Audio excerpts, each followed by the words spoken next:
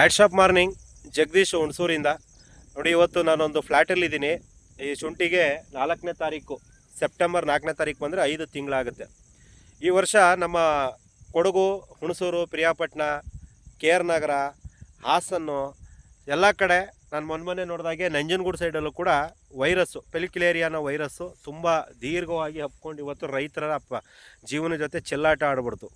So ಆ ರೋಗದ ಹೊಡೆತದಲ್ಲೂ ಕೂಡ ಕೆಲವ್ರು ಹೇಳ್ತಾರೆ ಆರ್ಗ್ಯಾನಿಕ್ ಔಷಧಿಗಳನ್ನು ಮಾಡ್ಕೊಳ್ಳೋದ್ರಿಂದ ರೋಗ ಕಂಟ್ರೋಲ್ ಮಾಡೋಕ್ಕಾಗಲ್ಲ ಅಂತೇಳಿ.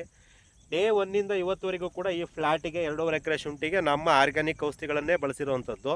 ಜೊತೆಗೆ ಕೆಮಿಕಲ್ದು ಇನ್ಸೆಕ್ಟಿಸೈಡು, ಪೆಸ್ಟಿಸೈಡು, ಫಂಗಿಸೈಡನ್ನು ಕ್ರಮಬದ್ಧವಾಗಿ ಹಂತವಾಗಿ ಮಾಡ್ಕೊಂಡು ಬಂದಿರೋದ್ರಿಂದ 5 ತಿಂಗಳಾಗಿದೆ. ರೋಗನೂ ಕೂಡ ಅವಾಯ್ಡ್ ಆಗಿ ಕಂಟ್ರೋಲ್ ಆಗಿದೆ. ಶುಂಠಿ ಕೂಡ ಚೆನ್ನಾಗಿ ಬಂದಿದೆ. ನೋಡ್ಕೊಳ್ಳಿ, ಒಳ್ಳೆ ರಿಸಲ್ಟ್ ಬರುತ್ತೆ.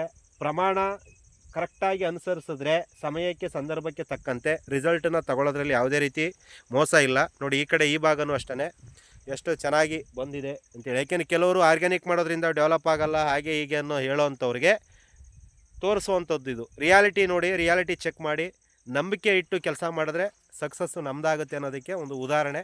ಹಾಗಾಗಿ ಥ್ಯಾಂಕ್ ಯು.